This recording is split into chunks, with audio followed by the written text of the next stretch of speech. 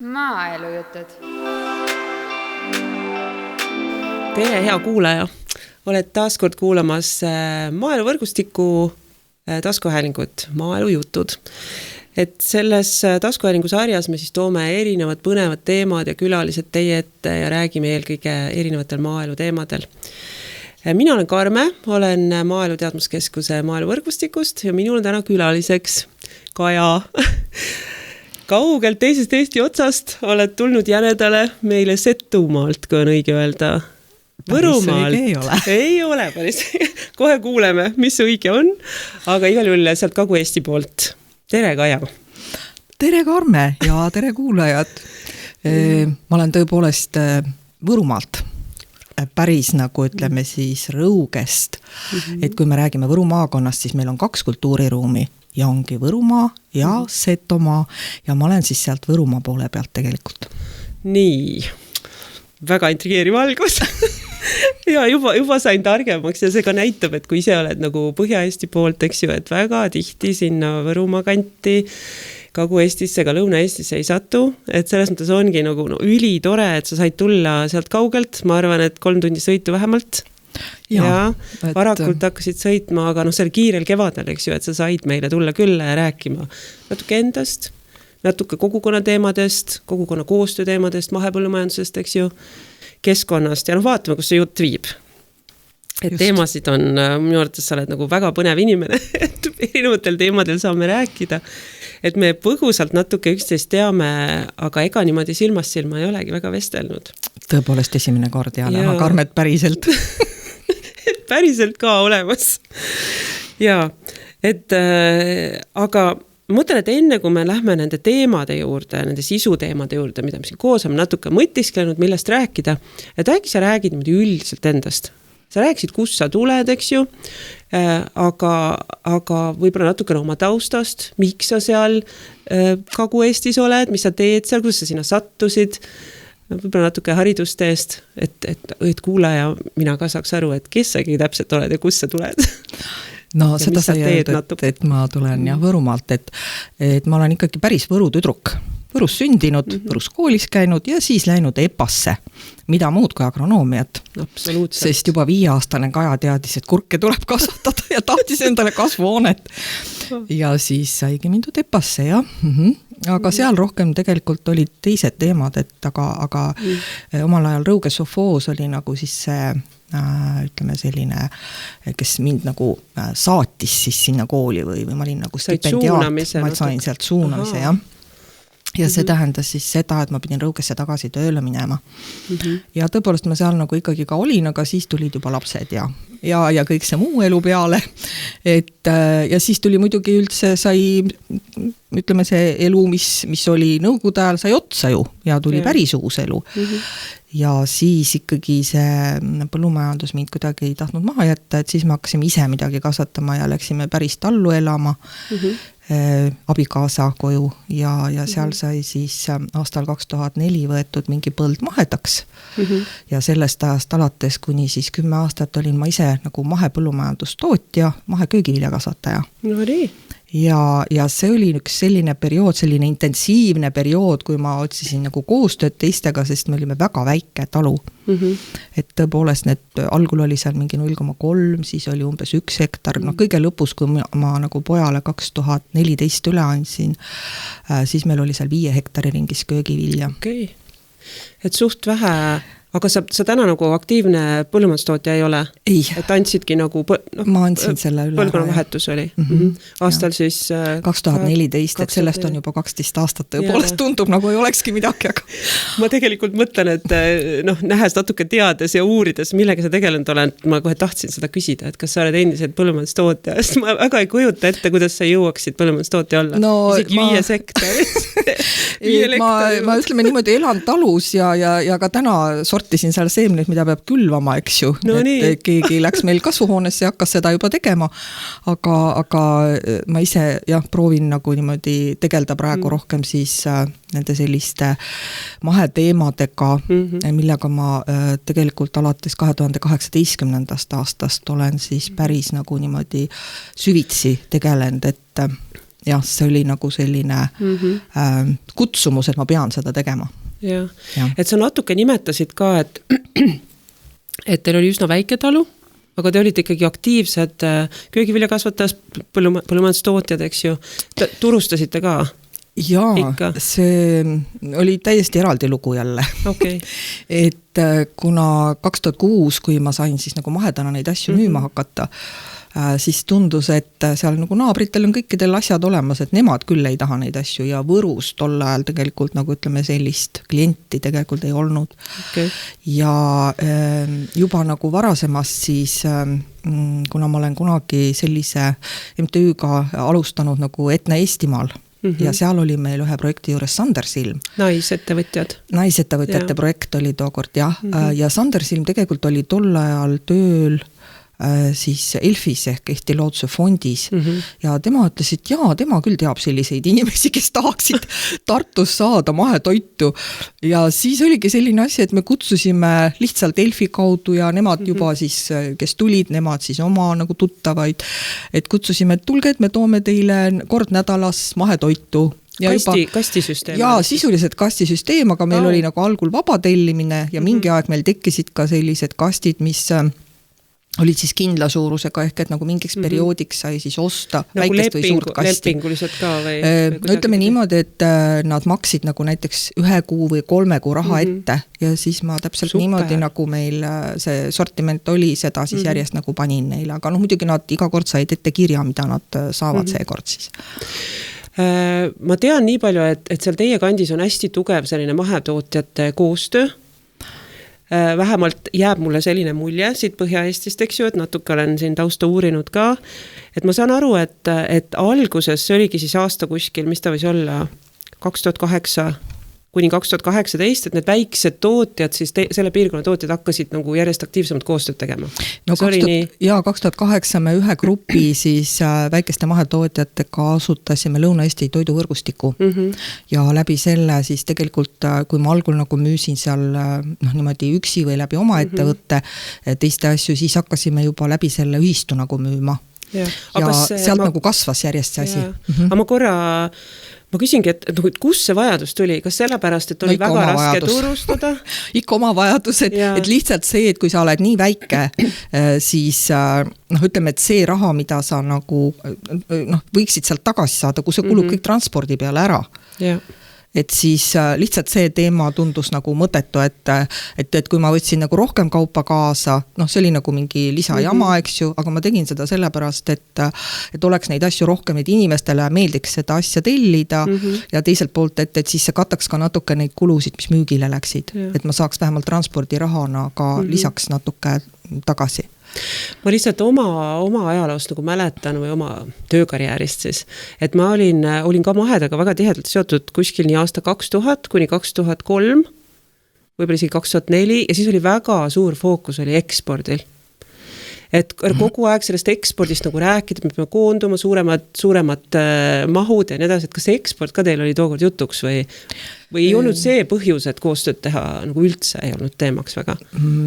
Ekspordiks tegelikult on teatud eeldusi tarvis, et peab olema suhteliselt selline stabiilne mahtude pakkumine, et näiteks teravilja mahedana ilmselt suudavad Eestis teatud ühistud siin pakkuda või ka eraettevõtted, kes seda kokku ostavad, aga kui me räägime ükskõik millest muust, siis tegelikult selliseid mahtusid mahedas ilmselt ei ole, et ma tean, et Organic Estonia on tegelenud ka mahekosmeetika, ütleme selliste ekspordivõimalustega ja see on olnud nagu päris viljakas, et nad on teinud igasugused messikülastusi ja sellist nagu head koostööd, et pakkunud ettevõtjatele võimalusi. Jaa, et tookord oligi hästi teemaks, kui ma ei eksi, hernes ja eksport Põhjariikidesse või Põhjamaariikidesse või nii edasi, aga see selleks, miks ma seda küsisin, on see, et ma saan aru, et see koostöö, see mahetootjate koostöö, mis teie piirkonnas on olnud, on algusest peale olnud pigem see, et pakkuda Eesti inimesele natuke lähemal, natuke kaugemal puhast Eesti toitu, et ei ole nii väga, et suur maailm, et me toidaks suure maailma ära, vaid ongi oma inimesed, et nad saaksid seda puhast toitu, mida teie mahetootjad olete selles piirkonnas tootnud ja selleks oli vaja seda koostöövõrgustikku. ja siis kulusid vähendada, on ju? No ütleme niimoodi, et need tootjad tõepoolest olid kõik suhteliselt nagu väiksed, kes meil seal võrgustikus olid ja paljusid nendest ei ole enam nagu sellisel kujul olemas, et osadel on küll mingid järeltulijad.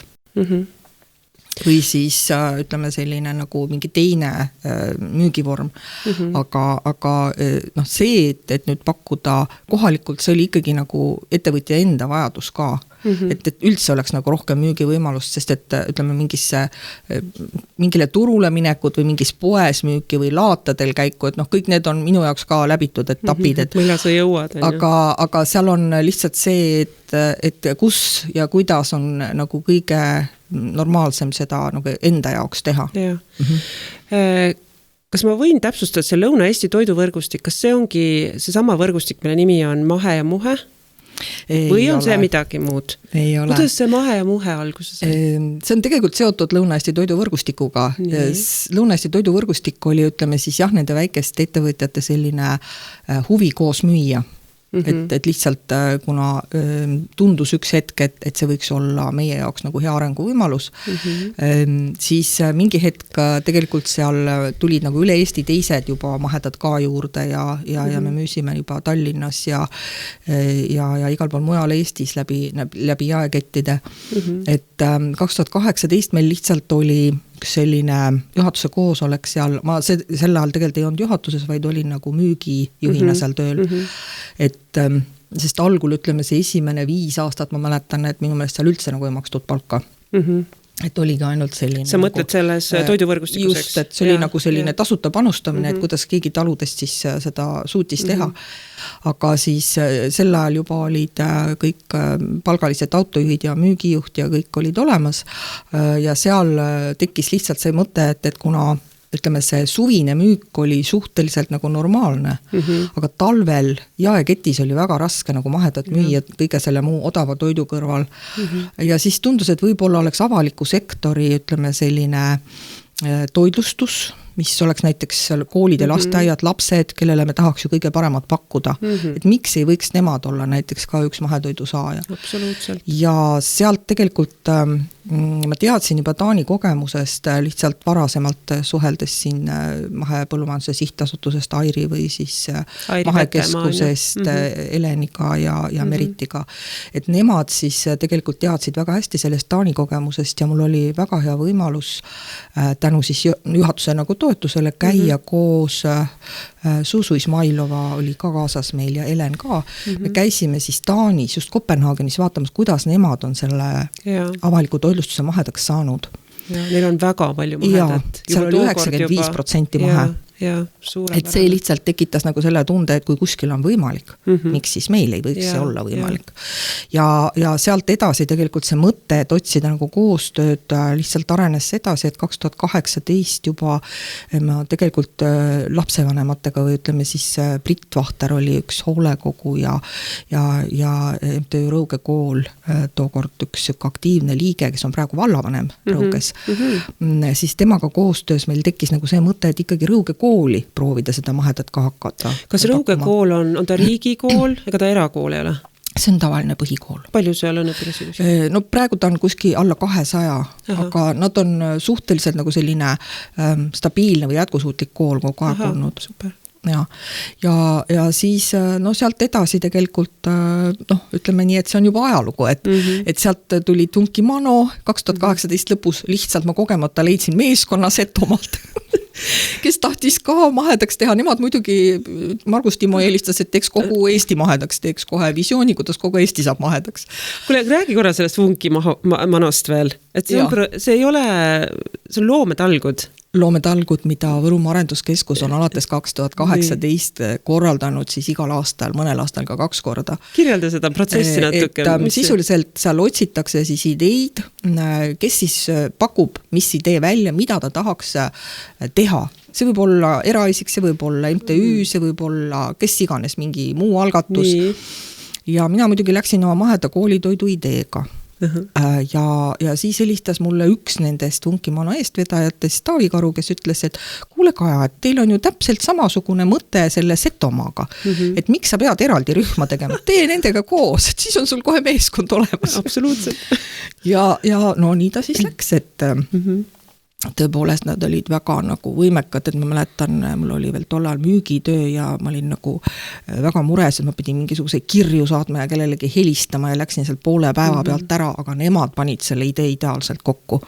Nii et kui ma läksin seda ideed kuulama seal selle pitchimisel, siis see kõlas nagu täiesti ulme, et vot nii hakkabki olema ja mitte ainult nagu mulle, aga ka teistele tundus, et see on see õige idee, et just see mahe koolitoit ja me nimetasime tookord selle mahe ja muhe ideeks. Et selles mõttes on ta seotud nagu toiduvõrgustikuga, et mina hakkasin sealt nagu seda tuge otsima või nagu edasi liikuma. Et sealt Vunkimanost 2018 kasvas nagu välja see mahe ja muhe? Sisuliselt oli see nagu esimene samm, jah. Et me saime sealt väikse seemneraha ja sealt hakkasid juba tulema projektid. Ja. Mul aga räägi nüüd sellest mahedast ja muhedast, et see teete nii vingeid asju, et teil on nii palju erinevaid projekte, et võib-olla kes see tiim seal taga on, mida te olete eesmärgiks võtnud, mis kokkuleppeid sõlminud, need erinevad projektid, et kuskilt otsast äkki hakka pihta. No kõige lihtsam on algusest alustada, ma arvan. Nii, hakkame. Et esimene projekt tegelikult hakkas juba 2019 pihta ja meil olid juba esimesed koolitused nagu seal aasta lõpus, aga kõik mäletavad ju 2020. aastat. Koroona ajastu. Aga õnneks 2019 me saime ära teha ka selle, ütleme, see oli siis vallavanemate ja ettevõtjate visiit Taani ja Rootsi nagu kogemusega, koolitoidu kogemusega tutvuma. Et võt see oli nagu see koht, kus nendel tekkis ka soov selle ideega edasi minna. Oota, seal oli siis nagu üle Eesti või selle... Ei, see oli ikkagi nagu Võru maakonna omavalitsuste esindajad ja siis ettevõtjad. Selge. Ja me käisime septembrikuus. Peale seda olid juba ka mingid koolitused seal kokkadega, sest et kokk on ilmselgelt nagu üks olulisemaid inimesi selles protsessis. Absoluutselt. Et kui tema vedu ei võta, siis tegelikult sealt ei saa nagu... No me olime 100% sellega algusest peale nõus, et tema peab olema, kokk on see kese, kust saab edasi liikuda, et kui tema on paadis ja vald on paadis, siis on nagu juba mingid asjad võimalikud. Ja meil olid siis, algul just olid siis selle Piirivere liidri esimene projekt ja teine projekt me saime kohe aru, et see paar koolitust ja see üks õppereis, mis me sinna olime planeerinud, et nendest üksinda ei aita. Et see toetus peab jätkuma, tegelikult just nagu kokkade probleemide lahendamine oligi see võti, et mitte nagu loota, et nad ise hakkavad kõikide asjadega tegelema, vaid pakkuda seda tuge, mida nad selles protsessis siis vajavad, et kui oli soov, et me tahame pakkuda lastele mahetoidust või toorainest toitu, siis see oleks olnud mitte ainult kokkade, vaid ka sellise nagu üldise toetuse nagu vajadus oli seal olemas.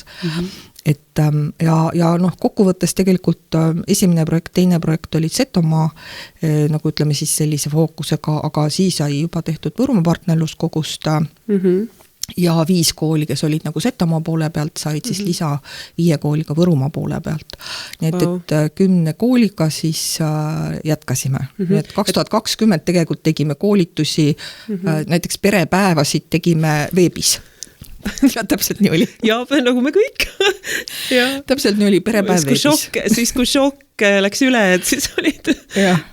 Muidugi ma olen ka kuulnud, et mitmed tegid niimoodi, et paberi peal tuli lihtsalt, et oligi ära see üritus, eks ole, aga tegelikkuses võib-olla 3 inimest käis koos, et see oli ikkagi väga suur šokk ja väga suur muutus, mis nendel koroona ajal no meil näiteks oli Joel Ostratiga perepäev sellisel kujul, et tooraine sai saadetud koolidesse, kuna lapsed siis juba käisid koolis ja Joel sai selle tooraine ja tema retseptid, nagu siis tema tegi ühes köögis ja seal oli nagu kaamera, millega ta siis võttis veebis nagu siis kõik need perekonnad, kes said tooraine siis koolist, eks ju, tegid siis oma köögis kaasa seda. Neil oli seal siis köögis arvuti ja siis, kui toidud said valmis, nad said küsida, et miks nüüd kõik nässu läks. et selline perepäev oli. Kas te salvestasite ka tookord need? Et mingisugune mälestus? Pilt on küll sellest olemas, aga salvestust sellisel kujul päris ei ole. Mis on kahju, et seda oleks nagu päris ma ei tea, kas keegi viitsiks seda vaadata, kui kõik neevad nagu süüa ja midagi väga ei räägita. Sest mina olen kuulnud, tõesti paljud räägivad sellest ajast kui mingist ajastust, eks ju, et ajaloo jaoks talletada kas või selleks.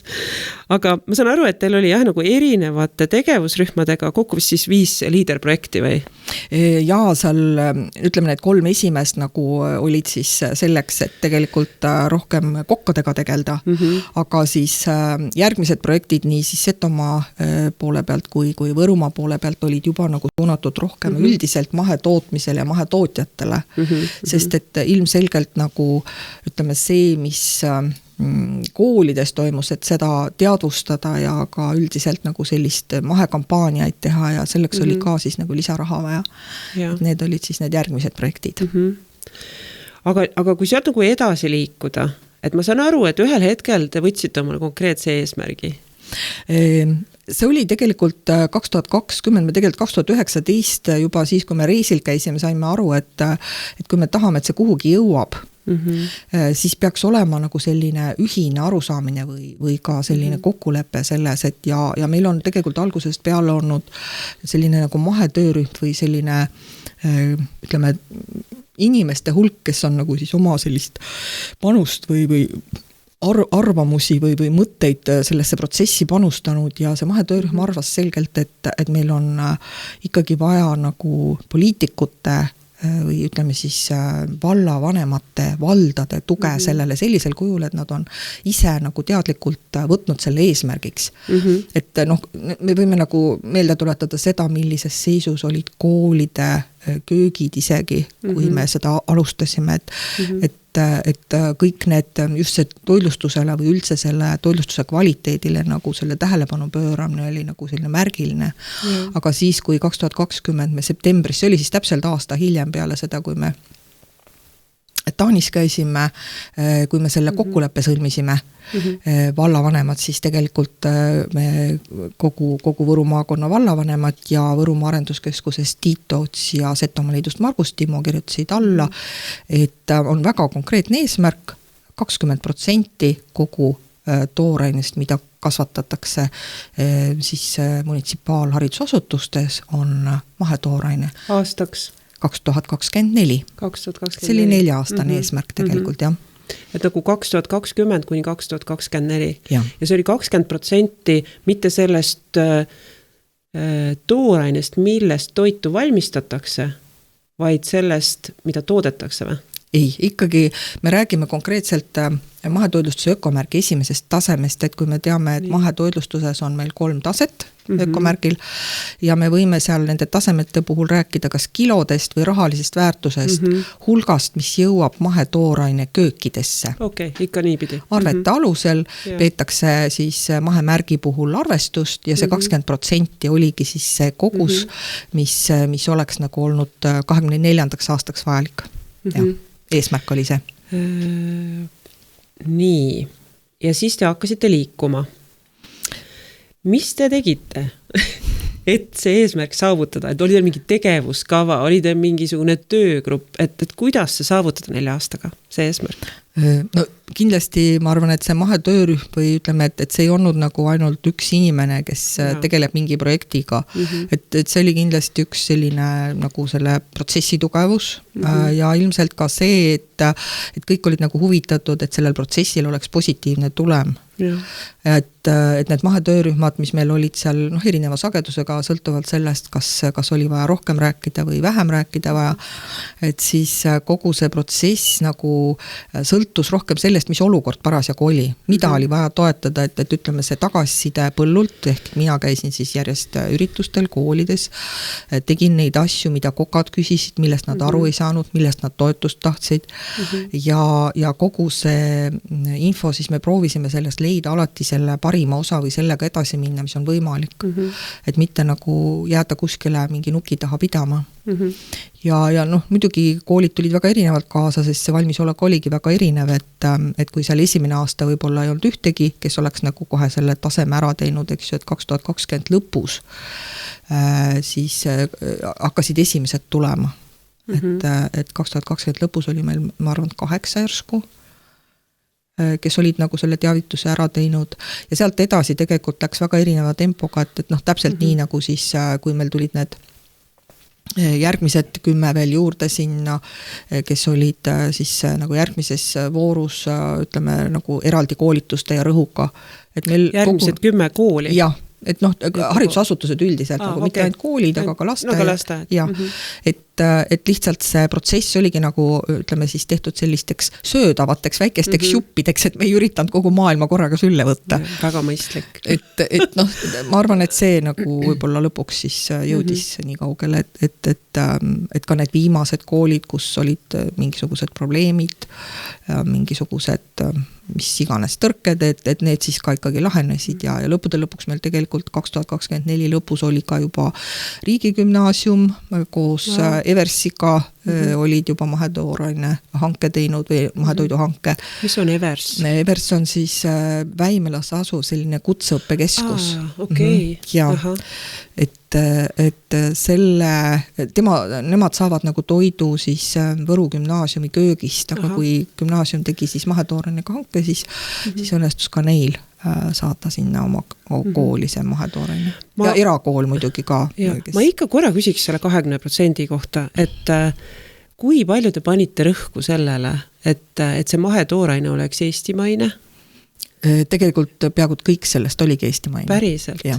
Väga vinge aasta, põhimõtteliselt nagu aasta ringselt. Sest koolidel on toitlustamine, eks ju, talvel, kevadel, sügisel, aga see võib olla keeruline. Et kui me nagu alustasime, siis meil tegelikult olid ju uuringud, et me saime aru, kui palju mingit toorainet kasutatakse ja sealt uuringust me tegelikult saime ka vaadata seda, kas on, mida ja kuidas on võimalik vahetada, ehk mida kasutatakse rohkem, millistel toorainetel on mahedas ja tavas hinnavahe väiksem ja kuidas nagu seda õnnestub siis asendada, sest asendamine on nagu selles protsessis kõige lihtsam, et see, kuhu me praegu oleme jõudnud, see on see menüüde nagu juba kohendamine siis vastavaks, praegu on kindlasti ka sõltuvalt sellest 1. septembrist jõustuvast määrusest vaja menüüdes nagu nii igasuguseid muutusi teha. Aga omalt poolt siis just see, et me suutsime, ütleks mõtte käest. Noh, jah, lihtsalt, ikka juhtub. Et ma pidin rääkima, kus see koht jäi mul, ma pidin rääkima sellest, mis on mahe. Et eestimaine mahe on tegelikult olnud algusest peale meie fookus ja eestimaise maheda puhul me räägime kartulist, mis on sisuliselt ikkagi enam-vähem täiesti, eelmine aasta võib-olla tõesti ei olnud, eks ju, et ei olnud väga hea aasta. Me räägime piimast, Võrumaal on olemas ju Metsavenna talu, kes on pakkunud meil piima ja jogurtit mahedana. Me räägime teraviljatoodetest, meil on olemas Loonatalu Veski, kellel on väga lai valik igasuguseid teraviljatooteid mahedana ja loomulikult sinna juurde munad, lihaveiseliha, aga ka marjad, sest meil on ju palju mustastra-kasvatajaid, et kõik sellised nagu esmalt need asjad, aga loomulikult sinna on nagu võetud juurde siis ka mingeid teisi asju, et kuna meil on hea koostöö, ütleme meie hulgifirmaga, meil on AMF hulgi on selline hulgifirma, kes kõiki koole nagunii 3 korda nädalas varustab toorainega ja nemad tegid siis 2020 mahe hinnakirja. Aha. Ja muidugi olid väga pettunud selles 20. aastas, aga õnneks nad ei loobunud. Nii et meil on ikkagi koolidel võimalik koos tavatoorainego osta, samast kohast ka mahetoorainet. Ma nüüd võib-olla natukene, ma ei ole väga teadlik, aga kuidas koolides tänapäeval on ikkagi see puuviljaprogramm ja piimaprogramm? Need on ikkagi Priiast eraldi, jah. Aga kuidas see haakub nendes konkreetsetes koolides, et kas siis tellitakse või siis on asendatud või ostatakse just nimelt nagu mahetoodangut või? Või mingitel juhtudel nad saavad võib-olla seal seda kasutada, aga enamasti ütleme, et see ei ole koolide jaoks, ütleme, nende haldusvajaduse tõttu enam viimasel ajal nagu liiga lihtne kasutada seda PRIA kooli puuviljatoetust või ka piimatoetust, et selles mõttes on, ütleme, et meie see fookus on olnud kogu aeg kohalikul, mahedal, nii palju, kui me seda kohalikult kätte saama, nii palju, kui tootjad on ise valmis kohe otse koolidesse viima ja siis läbi hulgi, et see on olnud nagu teadlik protsess, et mitte jätta kööke üksinda selles tooraine otsimises. Ja tootjad tulevad kaasa selle programmiga, et leiate te piisavalt tootajaid oma piirkonnast? Ega see ei ole nagu selles mõttes lihtne on, et köögivilja Eestis on üleüldse, nagu me teame, et köögivilja tootmine on meil Eestis nagu sisuliselt tagasi läinud ja kui me räägime maheköögiviljast, siis selle osakaal on ju veel väiksem üldiselt. Aga meil on kindlasti olemas mingid head koostööpartnerid ja meil on tegelikult tulekul selline Interregist toetatud, Interregi Kesk-Läänemere programmis siis toetatud Scaling Organic, kui me tahamegi tegelikult toetada siis neid aiandustootjaid, kes oleksid võimelised kasvatama siis mahetoorainet, just aiandustooteid, siis köögivilju, puuvilju, marju ja tegema siis selles juures ka sellise arenguhüppe, olema valmis ise nagu panustama oma arengusse mingi perioodi jooksul läbi meie projekti. Et meil on seal ka partnerid siis Soomest ja Lätist ja Eesti poole pealt on tegelikult lisaks siis Võrumaa Arenduskeskusele seal veel ka mahekoostöökogu. Et aga Soome Maheliit ja Läti nõustamis- ja koolituskeskuse. Kui jutt juba sellele esmatootmisele veel läks, mahepõllumajanduslikule esmatootmisele, et minule tundub, et ma olen ka pisitootja ise, ei ole küll ametlikult sertifitseeritud mahetootja, aga mulle niimoodi natuke kõrvalt vaatana tundub, et me räägime või meil kuidagi siin ühiskonnas ja meedias igal pool räägitakse väga palju keskkonnasõbralikust tootmisest, et see on vajalik, järjest olulisem, kliimamuutuse tingimustes veelgi olulisem, räägitakse süsiniku jalajäljest, räägitakse taastavast põllumajandusest, aga kuidagi see sertifitseeritud mahepõllumajanduslik teema ei ole väga pildis. Kuidas sinule tundub?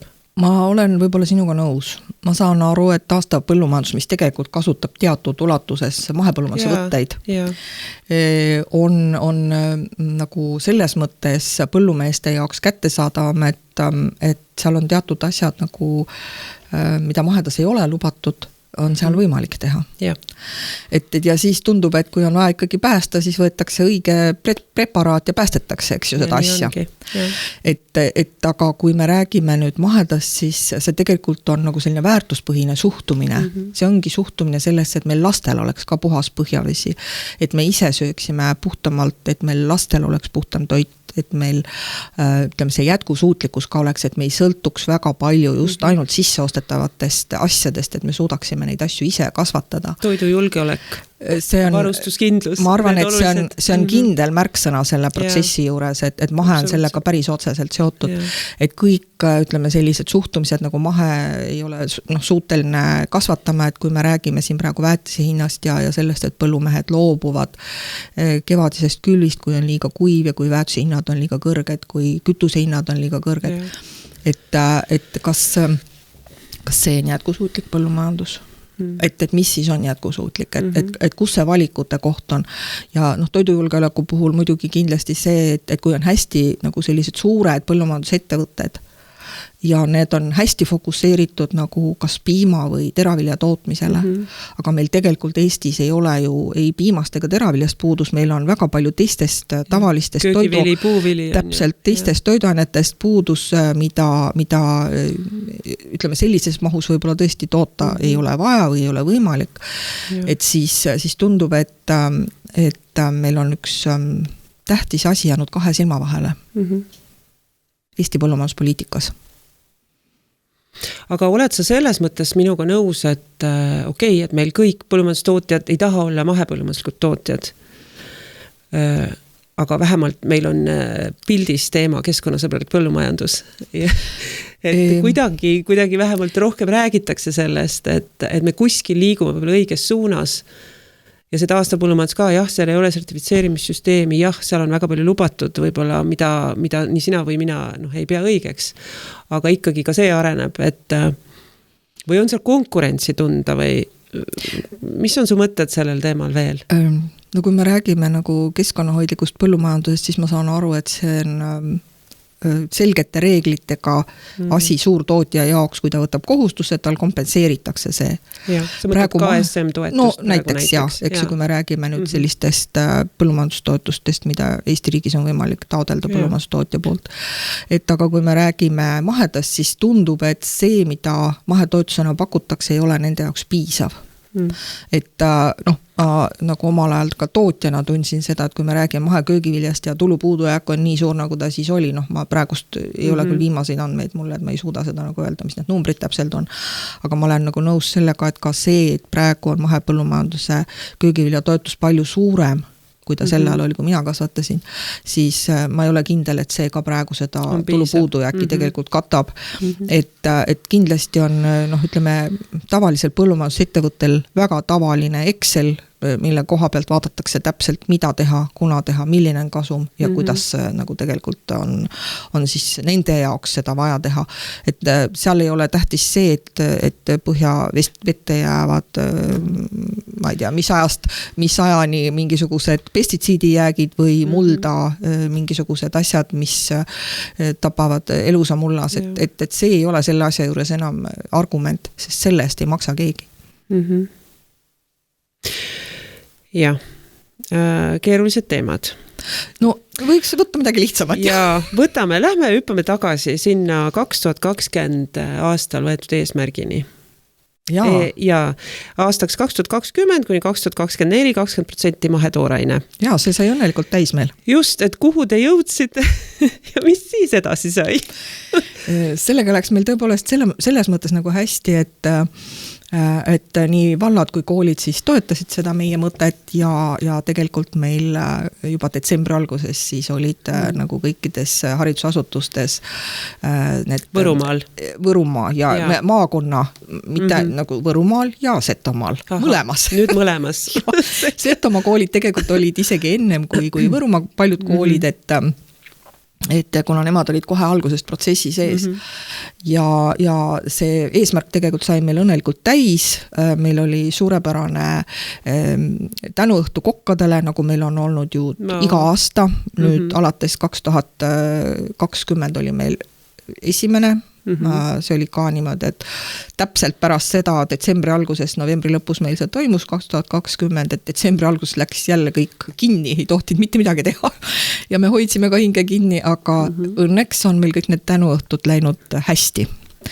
Et sellega läks hästi ja nii ka see 2024, et tegelikult me saime siis sellise kokkuvõtte teha või vahekokkuvõtte, ütleme niimoodi, et nii vallad kui koolid olid rahul sellega, mis oli saavutatud, sest see oli teinud menüüd nagu mitmekesisemaks, see oli toonud lisatoetust, lisaraha läbi selle mahetoitlustuse ökomärgi toetuse siis koolidesse. Et see tegelikult oli selline positiivne areng. Kas lapsed ja lapsevanemad, kuidas see tagasiside, olid nemad ka rahul? Ütleme niimoodi, et nad on olnud protsessis teatud selliste sutsakatega. Et lastele ja lastevanematele meil olid ka mingid ju projektitegevused ette nähtud. Me tegime perepäevasid erinevates koolides, piirkonniti seal ja meil olid mingi hetk lihtsalt sai nagu võetud suht selline selge ettekujutus sellest, et kui me tahame üldse nagu rääkida, miks on mahedat vaja pakkuda või mis üldse meie ümber toimub, mis toimub keskkonnas, mis toimub inimestega, miks lapsed võiks süüa mahetoitu, et nendest teemadest rääkimiseks on vaja nagu suuremat auditooriumi. Ja ma käin oma õega juba, ma ei tea, aastaid, 12 aastat ma pakun, jalutamas lihtsalt niimoodi, et tema on tegelikult siis kliimateadlane ehk füüsik olnud terve oma teadliku elu ja temaga koos arutasime neid asju, et kuidas ikka nendest asjadest üldse ei räägita ja siis me otsustasime, et meil on vaja sellist suurt sündmust, et me teeme kogukonna festivali.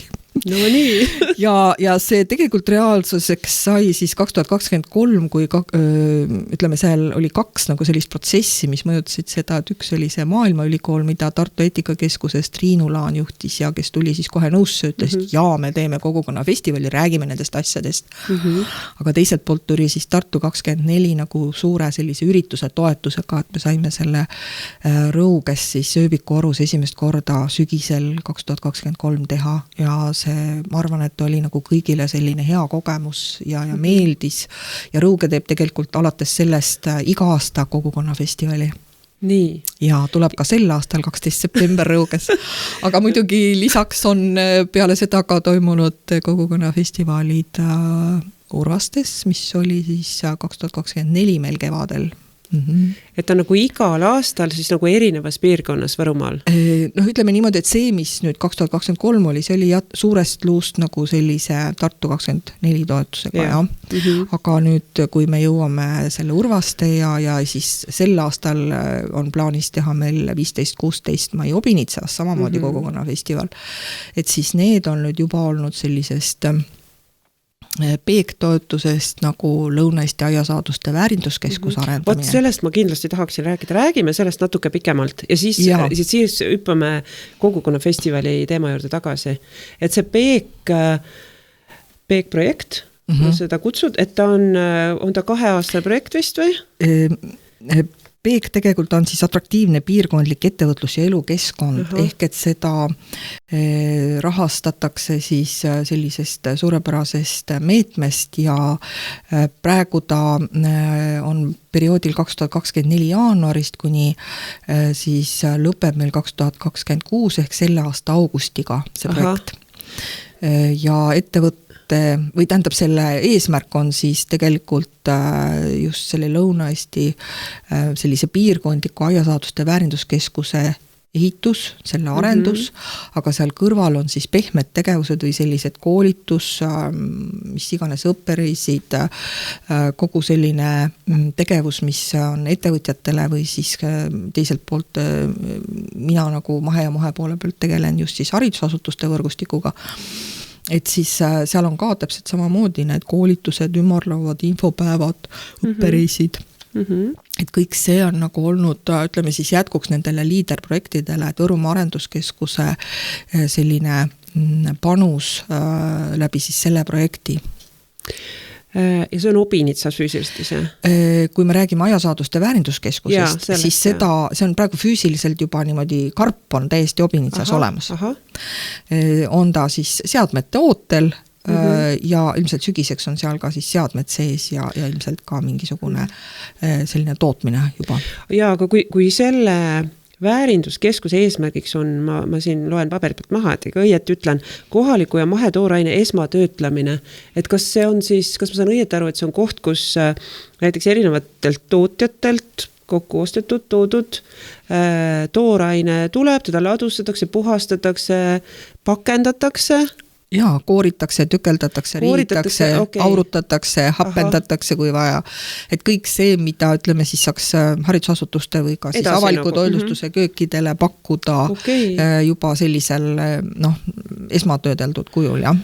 Super, et see võib-olla lahendab ka selle probleemi, et ma ei tea, kuidas teil praegu on see korraldatud koolides, et iga päev tootjad toovad oma toodangut, toorained või kuidas see? No need koolide, ütleme selline toorainega varustatus, kui me räägime köögiviljast, siis seal võib olla nagu nii kooritud, kui ka ütleme siis täitsa tavaline must köögivilja võib jõuda kööki, et see sõltub täpselt. Oled tootjast? Ei, see sõltub sellest koolist ja köögist ja lasteaiast, et milline seal see, ütleme siis selline võimalus seda teha on. Et väga suurtes koolides kõikides on ikkagi kooritud asjad ja selline esmatöödeldud, mis jõuab ka köökidesse. Ja ma saan aru, et seda väärindamiskeskust ongi, see on nagu vajaduspõhine, et seda on vaja selleks, et koordineerida, kuidas need õiged sõnad on, kogu seda tooraine tarnet ja nii edasi koolidesse lasteaedadesse, et te nägite seda selgelt vajadust, et seda oli vaja seal? Ütleme niimoodi, et see vajadus võib olla on sellest tingitud, et me tahaks, et meie piirkonnas oleks piisavalt selliseid tootjaid, kes suudaks pakkuda pakkuda just sellist köögivilja, mida koolides on järjest rohkem vaja, sõltuvalt ka näiteks sellest uuest lastetoidlustuse määrusest. Aga just, et me saaksime ka seda kätte mahedana, et meil on tegelikult seal päris võimekaid ka kohalikke köögiviljatootjaid, aga just see mahepool või ütleme see keskkonna ja siis lastele maheda pakkumise pool, et selle nagu arengut natuke toetada läbi selle. Ma nagu korra vaatan sellele väärinduskeskusele siukse põllumajandustootja pilgu läbi. Ja mina mõtlen küll, et kui mina oleks selles piirkonnas ja ma näen, et selline keskus on loodud ja see süsteem toimib, et see küll, kui mul on mõttekoht, et kas alustada põllumajandustootjaga ja tootmisega ja millega, siis see on tõeliselt nagu annaks mulle vunki juurde ja et siin on selline esmatöötlemiskoht olemas, minu osa on toota, on ju, aga ma kindlalt tean, et on keegi, kes tahab minu toodangut. Et see võiks tuua uusi tootjaid teile piirkonda? No see on kindlasti üks suur ootus selle asja juures ja täpselt samamoodi ka see scaling organic, et need peaks nagu olema protsessis üksteist toetavad nagu projektid või teemad, et kui me räägime nagu sellest kohalikus isevarustatuse tasemest, siis selle teema juures kindlasti on see nagu üks väga oluline asi. Kindlasti toetab, ma siiralt loodan, et kindlasti toetab ka tänast poliitikat. Vähemalt jutu tasemel räägitakse sellest, et see isevarustustase, eks ju, et see peab tõusma. No jah, et ma loodan väga, et selleks ei pea ainult Võrumaa pingutama, et seda tegelikult on üle Eesti vaja. Sinna me veel jõuame. Et meil on, tegelikult ma korra nüüd tahaksin tagasi hüpata selle kogukonna festivali teema juurde, et sa ütlesid, et teil on olnud Rõuges, teil on olnud Tartu 2024 raames, teil on olnud 2024 kogukonna festival Urvastes ja tuleb 2026 Obinitsas. Just. Korra, enne kui me päris Obinitsa juurde läheme, mis on selle kogukonna festivali see põhifookus? Kas see on keskkonnateema, kas see on, ma ei tea, toidujulgeoleku teema, koostöö teema, et kas on selline läbiv fookus olnud igal aastal? Meil on tegelikult seal, ütleme, sellised eraldi teematelgid või sellised teemaalad. Alati olnud? Alati, ja. Et need on siis mitte ainult nagu mingid loengud või arutelud, vaid ka mingid täiesti tavalised töötavad. Näiteks seekord on tulemas ka vahariide töötuba näiteks. Nii, või hapendamise töötuba. Aga me räägime ka, näiteks Velle Toll räägib kliimamuutustest, kuidas see mõjutab inimeste igapäevaelu. Või näiteks Maarja Öpik räägib sellest, et miks on oluline see, et mullas on elu. Miks me peame sellest rääkima, miks me peame sellele mõtlema. Nagu tavainimeste sõnadega, eks ju? Just, et me saaksime nagu, ütleme, sellises teemas küsida inimese käest, kes tegelikult teab, miks see on oluline. Et rääkida nendest asjadest siis nendega, kes tahaksid sellest rohkem kuulda või tahaksid kellegi käest küsida või siis ka, mis iganes, ütleme, sellised keskkonnateemad, et meil on tegelikult seekord väga suurepärane peaesineja. Meil on Gunter Pauli, kes on maailma esirääkija sinise majanduse alal ehk et kogu kogukonna majanduse selline tippeliit esineja. Absoluutselt nõus. Ma tean, et kõik lähevad kadedaks kohe, kui kuulevad, et teil tuleb Gunter Pauli. Mina, me seda vestlust siin täna ette valmistades ka, et sa mulle mainisid, et Gunter Pauli tuleb. Mina olen Gunter Paulist üksjagu kuulnud. Tema sinise majanduse õpikut või raamatut ka uurinud, lugenud, igasugust arutelu siin kolleegidega pidanud. Ja siis ma mõtlesin ka, et vau. Jaa.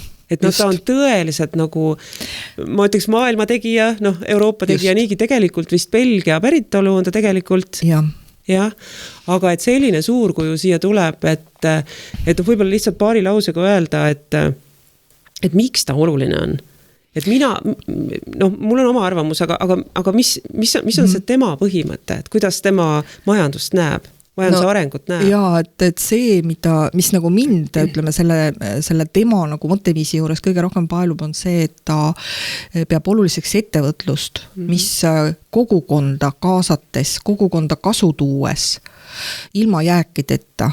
Ehk et kui on ühes tootmises mingisugused jääkid, siis seda saaks kasutada järgmises tootmises ja nii edasi. Et proovida siis selle nulljäägiga kogukonna kasu saades kogukonnale, just kasu saades maal ettevõtlust. just meie kogukondade nagu arengu huvides teha seda, et ta on peaesinejana ka meil kell 12 pealaval. Ja kindlasti just sellest kogukondade jätkusuutlikkusest selles võtmes räägib, aga tal on ka eraldi kogukonna ettevõtlusest selline arutelu ühes teemaalas, siis ma ütlen kohe, mis teemaalas see oli. See oli, ma arvan, et see oli päätähtsa asja eloh, sest meil on ka mahe ja mooska ja mis üle jääst toob ruugita sär.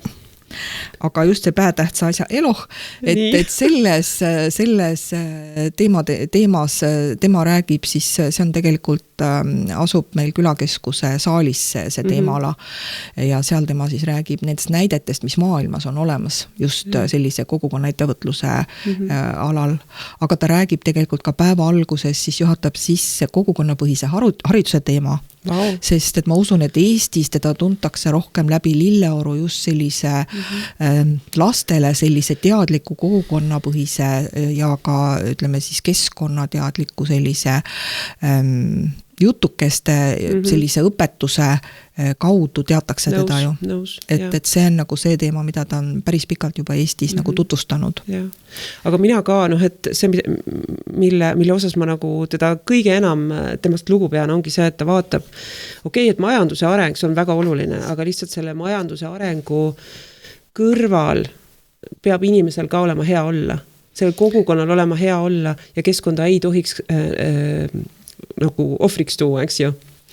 Et muidu räägitakse majanduse arengust üksinda nagu eraldi, eks, ja pannakse võib-olla silm kinni natuke selle teise teema juures. Aga ta vaatab seda kuidagi kompleksena ja just see hariduse teema ka ja laste harimine.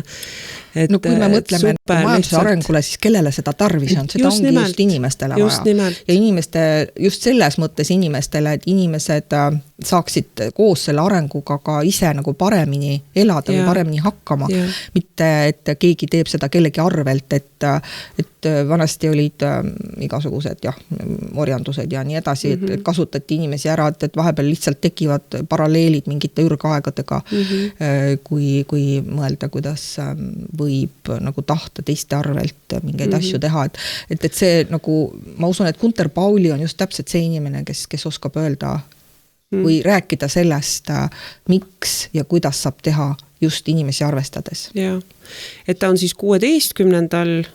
Ta on 16. mail Obinitsas. Obinitsas ja 12 on see peaesineja pealaval, jah.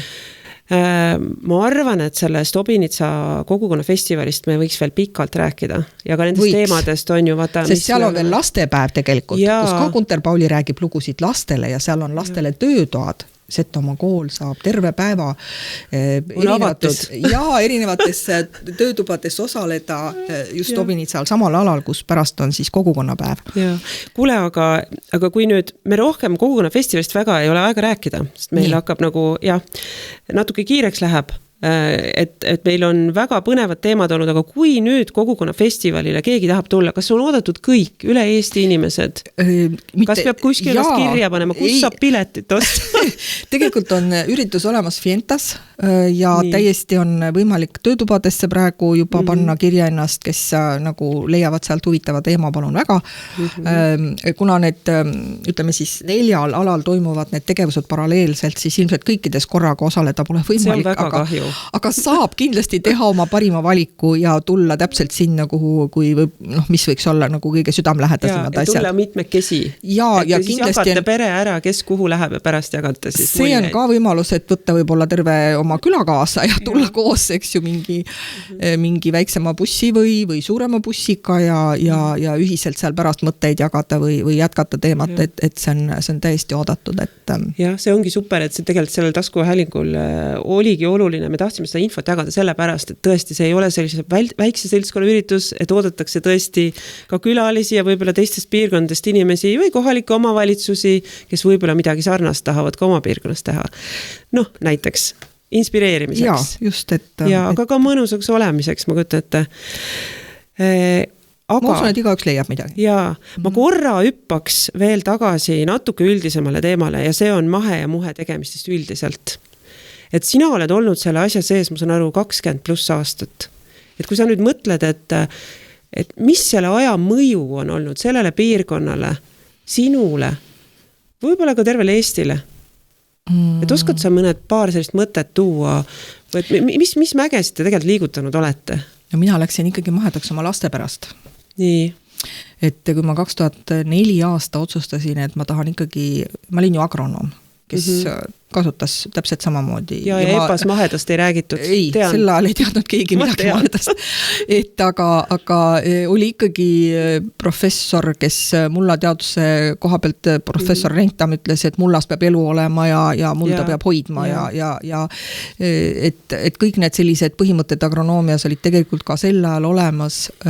Kui me nüüd mõtleme mahedale üldiselt, siis ma arvan, et mõeldes lastele on see parim, mida tahta, et mina algasin igal juhul sellest ja jõudsin siis lõpuks välja sinna maheda ja muhedani, kuna lihtsalt tundus, et kui ei tahta nagu müüa, et võib-olla see haridusasutuste pool, just avaliku toidustuse pool, avaliku raha kasutamine just maheda toidu ostmiseks.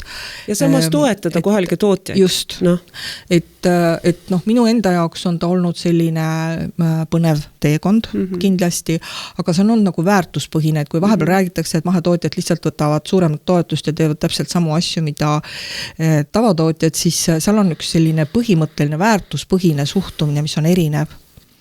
Et ma ei usu, et tavaline mahetootja, kes on väärtuspõhiselt läinud mahedaks, kunagi tahaks oma maale panna mingit pestitsiidi. Nõus. Ma olen nagu 100% kindel, et kindlasti on olemas tootjaid, kes on nõus ka, ütleme, saagi nimel ükskõik mida tegema, et lihtsalt, et saaki päästa, aga põhimõtteliselt väärtuspõhine mahetootja, ma ei usu, et seda kunagi teeb. Ja minu jaoks kindlasti oli maheda, ütleme, selline murdekoht või? Ma ei tea, kuidas seda peab ütlema. See, et ma sain aru, et ma ise ei suuda kõiki asju teha, ma lootsin, et mul pere tuleb rohkem punti, et meil on nagu selline ühine tootmine, kuigi poisid tegelikult mõlemad mul on mahetootjad, siis nad ikkagi teevad seda rohkem hobi korras, et nad ei ole päris sellises mõttes või mahus mahetootjad, nagu mina püüdsin ikkagi niimoodi 3 korda nädalas kaupa välja saata ja nii edasi. aga neil on omad pered, omad tegemised, omad asjad, et selles mõttes ma saan neist aru. Samas mahe üldiselt nagu ma ei oska seda Eesti mõttes nüüd öelda, et tõepoolest, et kui ma kasvatasin seal 5 hektaril maheköögivilja, siis see oli Eestis omal ajal mingi hetk 3. suurus. Väga suurel alal. Jah, mahedas. Et mahedas tookord ei olnudki väga palju suuremaid kasvatajaid, aga ajad on muutunud.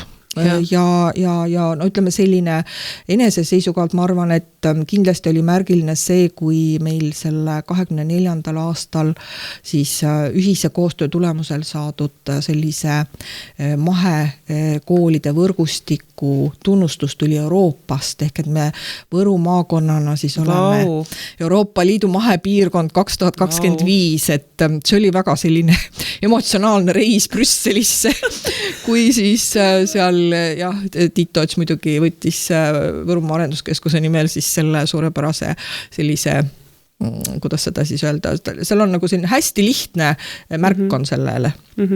Et aga see meil seisab ilusti seal arenduskeskuses. Ja aga see on see, et siin nii kõrgel tasemel nagu märgatakse, et suurepärane.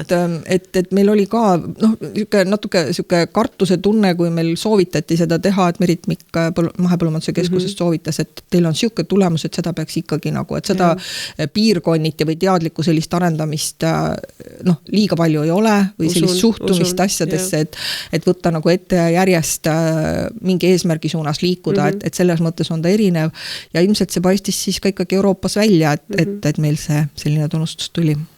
Ja kas või see, et ikkagi, et sina kindlasti tead rohkem sellest, et mis nüüd hakkab muutuma uuest aastast sellel kooli toitlustamisel, mis uued nõuded või võimalused tulevad ka, et mahepõllumajanduslikku toodet oleks rohkem kõikides koolides üle Eesti? See nüüd, kui me räägime sellest laste toitlustamise määrusest, mis ma arvan, et sellest, ega ma väga palju ise ei tea. See on nüüd mahedat mingil kujul sees ei ole. Ei ole üldse. Mitte üldse. Aga kohaliku ometi on. Ja ka kohaliku ei ole, sellepärast, et me just 2 päeva tagasi või 3 päeva tagasi, siis mis iganes esmaspäeval, rääkisime mahehangete teemal või sellel teemal, kuidas üldse kohalikku või mahedat toorainet võiks kirjutada sisse hangetesse, et Tartumaalt Kaidi Randpõlt on seda teemat juba aasta aega sisuliselt väga aktiivselt üles tõstnud ja alati kutsunud nagu punti kaasa mõtlema, et seal on lihtsalt see küsimus, et Euroopa Liidus on meil ühtne toiduturg, meil on ühtne põllumajanduspoliitika, aga mõned on võrdsemad kui teised ja siis kokkuvõttes on see, et ütleme niimoodi, et mahedat kui tootmisviisi, et teadlikult seda eelistada, selleks on ikkagi vaja kas riigi tasemel mingeid otsuseid, lisaks sellele, et on olemas mahetoitlustuse ökomärk.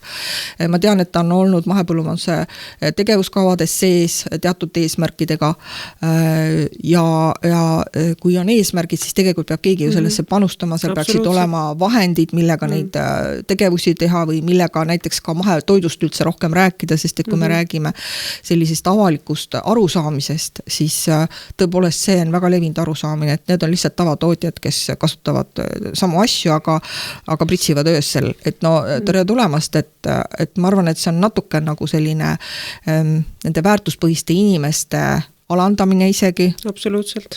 Et mahe tegelikult ei ole, ütleme siis tootmisviisina kindlasti vastand tavale, samamoodi kasvatatakse toitu, aga seda tehakse teadlikult, ütleme sellisel jätkusuutlikul, looduslikul moel. Jah. Aga tahaksid sa seda, et ka riigi poliitikas, kas või Euroopa Liidu poliitikas, kas või vägisi peaks olema see protsent sees, et mis osa avalikus toitlustamiskohas oleks mahe? No Kopenhaagen jõudis tänu sellele, et ta seda eesmärgistas, jõudis oma 95%-ni. Kopenhaagen linnana on ju. Jah, linnana just. Et kui me räägime nüüd meie piirkonnast, siis ma arvan, et meie just see eesmärk oli ka seda nagu reaalset muutust tuua. Mille te ju suutsite teha? Jaa, et tänu sellele eesmärgile ilmselt see nagu motiveeris ka teisi, kui juba saadi aru, et keegi on teinud seda, see on võimalik, et siis tegelikult tulid ka teised kaasa ja meil on tegelikult ju plaanis teha ikkagi uus kokkulepe, mis peaks meil nüüd siis ütleme, me loodame, et see juhtub 16. mail Obinitsas täpselt, et enne Gunter Paulit me tahaksime või mis me tahaksime, meil tegelikult ilmselt kindlasti sõlmitakse siis uus jätkukokkulepe, mis on uute eesmärkidega ehk et loodame, et see sõnastus jõuab siis kõigini, aga saladuskatte all ma võin öelda, et see on 50% ikkagi kogu toorainest oleks mahe. Kuule, aga sellise positiivse noodiga ja lootusega on suurepärane lõpetada. Et või tahad sa midagi väga oluliselt öelda? Sul on veel mõned väga olulised sõnumid meile. Mul on tegelikult selline oluline sõnum veel, et meil on Euroopa Liidu päeval ka plaanis 9. mail avalik mahedebatt, kus on kõrged tegelased kohal. Kus on kohal Riigikogu liige Anti Allas ja Brit Vahter, kes on olnud maheprotsessi alguse juures meil. Nii. Ja meil on ka Väärinduskeskusest mahetootja Siim Naaber kindlasti, aga Kaspar Kurve, kes on tuntud ka juba mingitest varasematest aegadest tähendab sellistest loodussaadete juhina, tema modereerib siis sellist debatti, et mahepiirkond, kuidas edasi. Ehk et kui me oleme Euroopa Liidu mahepiirkond 2025, kuidas me peaksime või mida me saaksime teha edasi piirkonnana, riigina. Aga suurepärane. Jah. See on just kui lähtub minu eelnevast küsimusest, et mis edasi saab ja et riigi tasemel ka võib-olla peaks midagi muutma. Ja meil tegelikult on isegi plaanis sügisel üks mahefoorum, mis võib-olla veel rohkem nagu kaasaks poliitikuid, et projekti lõpuks siis tegelikult võtta kokku see, mis olukorda me oleme jõudnud ja mida me tegelikult tuleviku mõttes nagu vajame. Et sellised mõtted veel ka lisaks. Et mina küll arvan, et te olete ju suurepärane näide, et kui tahetakse muuta, võetakse eesmärgid, liigutakse sinna poole konkreetsete tegevustega ja tiim on taga, mis ma loodan, et teil endiselt on ja suureneb, laieneb. et siis on need eesmärgid võimalikud ja ma tõesti nagu lapsevanemana Harju piirkonnas väga ootan sarnaseid initsiatiive meil ka. Aga siin on ka küsimus, et ma saan ka ise väga palju ära teha, et kas või nõuda või kas või toota. Jaa, see on kindlasti üks asi, aga ma arvan, et see koostöö on kindlasti üks võti selliste teemade juures ja nii kogukonna kui siis kohaliku omavalitsuse ja nii edasi maakonna riigi tasemel, et see on võti kõige hea jaoks. See koostööga on mõnikord natuke keeruline, aga paraneb igal juhul. See ei ole kunagi lihtne, aga mis siin elus peaks lihtne olema? Aga siis tulebki tulla ja õppida teilt. Ja, te olete kindlasti oodatud külla nii sina, Karme, kui teised huvilised, kes tahaksid rohkem teada, kuidas maheprotsess. Mina plaanin Obinitsasse tulla. Väga hea. Ja ma loodan, et meie kuulaja ka, et siin on aega, peaaegu 6 aega, eks ju. Et ma loodan, et kõik, kes kuulavad seda taskuhäälingut nagu enne Obinitsat, nad kindlasti tulevad kohale 9. mail ka kuulama. Ja kui ei jõua kuulama, siis ma saan aru, et kas te koondate, on teil mingi kokkuvõte sellest kogukonnafestivalist, oma tegemistest, teil on koduleht või kus te oma informatsiooni jagate? Kogukonnafestivali koduleht on tegelikult Võrumaa Arenduskeskusel täiesti olemas ja meil on ka Facebookis olemas see kogukonnafestivali sündmus, et kui Obinitsa kogukonnafestival elutähtsatest asjadest on täiesti võimalik sealt üles leida ja sealt saab kõik lisainfoprogrammi ja ka sealt saab lingid, kust Fientasse minna ja nii edasi. Super, et kõik sinna uurima ja kõik 16. Obinitsa. Just. Tahad sa, Kaja, öelda midagi siia lõppu oma armsas keeles? Ma ei tea, mida oodetas, aga ma arvan et kui mi iks teemis, siis iks midagi tule. Aitäh sulle, Kaja. Aitäh, et sa võtsid. Midagi iks tuust saa, kui tetes. Ma vastaks sulle samas keeles, ma kahjuks ei oska, aga ma väga-väga tänan, et sa tulid. Tõesti, pikk tee oli tulla ja ma tean, et sa pidid võtma terve päeva vabaks, aga see oli suurepärane rääkimine, tõesti väga põnev, olulised teemad ja kohtume jälle. Kindlasti, Karme. Aitäh kutsumast. Aitäh sulle ja kuulajale, vaatajale ka suur tänu sulle, et meid täna kuulasid, et kuule jälle järgnevaid taskuhäälinguid jälle nägemiseni.